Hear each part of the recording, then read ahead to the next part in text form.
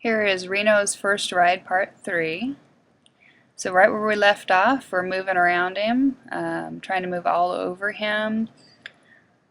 The more relaxed he gets, the more we're going to kind of hustle his feet a little bit, get him to turn a little bit faster, raise his emotions a little bit and see how he holds up. Always start slow, start quiet, and build on that. Don't just get on there and just go. We're building up to that.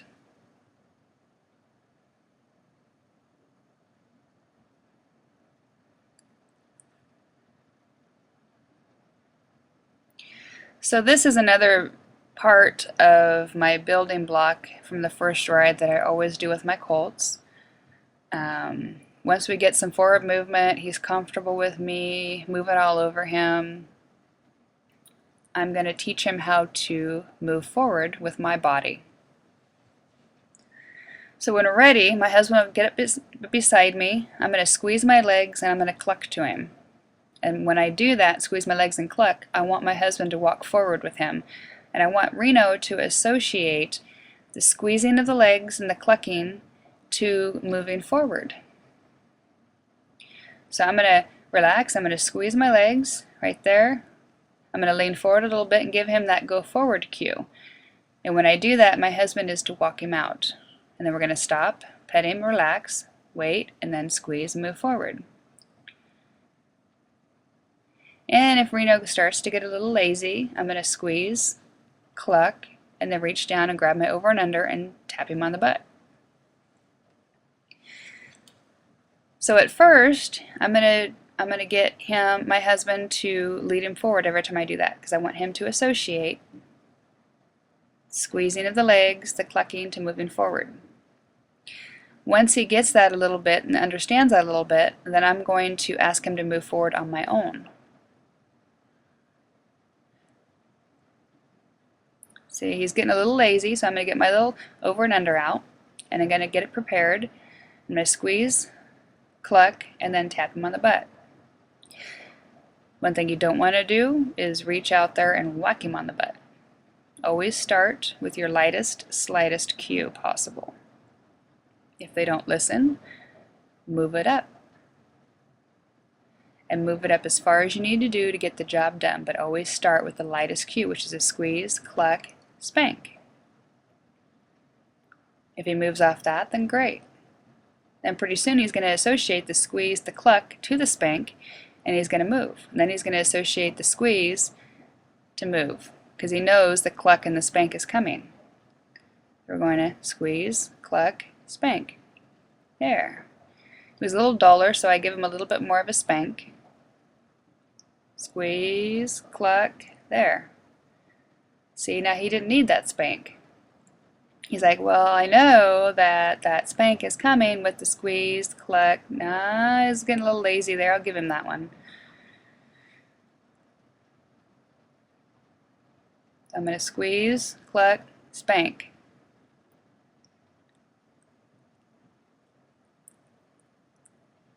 Wait, squeeze, cluck, there. He moved out. I don't have to get to the spank. Don't move to that next step unless you absolutely need to. Allow them to make the choice to move. Squeeze, cluck, there. See, he knew it was going to come to the spank, so he just decided he should probably go. Gonna wait, and we're going to squeeze, cluck, there. Gonna wait, squeeze, good. I didn't have to get to the cluck. That was good. I'm going to rub on his hip a little bit and desensitize the area that I just spanked him a couple times. Remember, if you rub it away, it never happened. So once we got that part going, then we're going to go back to where we were. And I'm going to start asking him to change directions. And I'm going to start squeezing him and clucking him to get him to move out, rather than my husband having to do it for me. I'm going to squeeze. Good. So before, I wasn't doing any squeezing. My husband was the one getting him to move faster. So now I'm getting less dependent on my husband and more dependent on myself. So I'm going to squeeze. Good. Squeeze. Nope.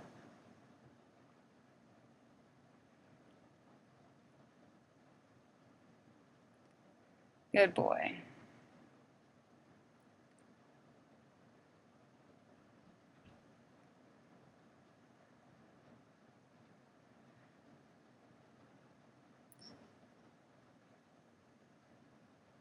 Okay, so we've unhooked him right now. I've decided that I feel comfortable on him. I have control of his feet. So I'm getting him to do some flexing right now. I'm not asking him to move, I'm just asking him to flex side to side. So now we're going to get him to move off. So my husband is still directing him. You notice that Reno is still concentrating on him.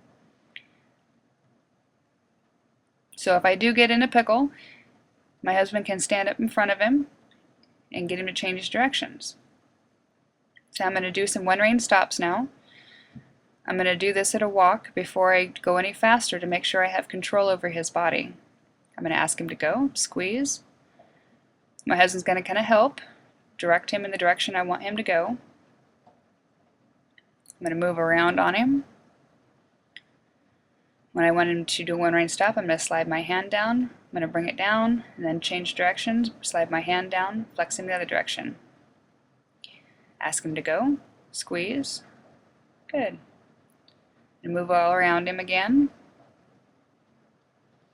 If I feel him get a little nervous, I'm going to one rein stop him. Let him relax, flex him the other direction. Good. Pet him. Ask him to go the other direction.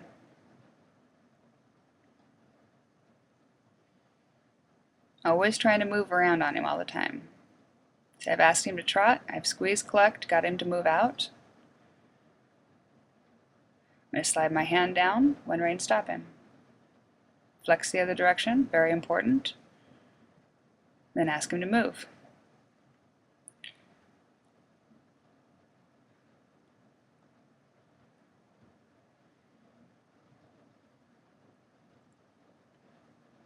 Slide my hand down, do a one rein stop.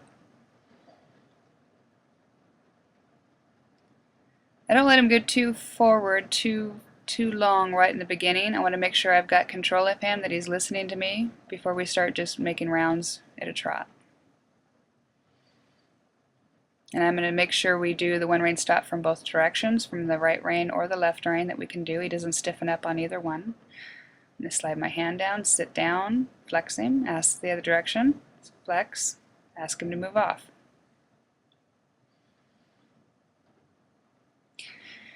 You notice I've got my hand down a little bit farther on the one rein.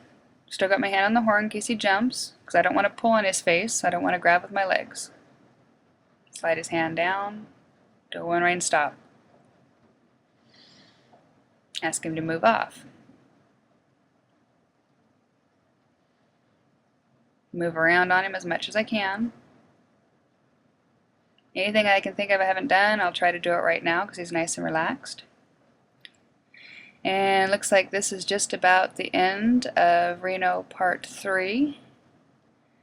And I think the next video we're going to get into some cantering and some softening exercises.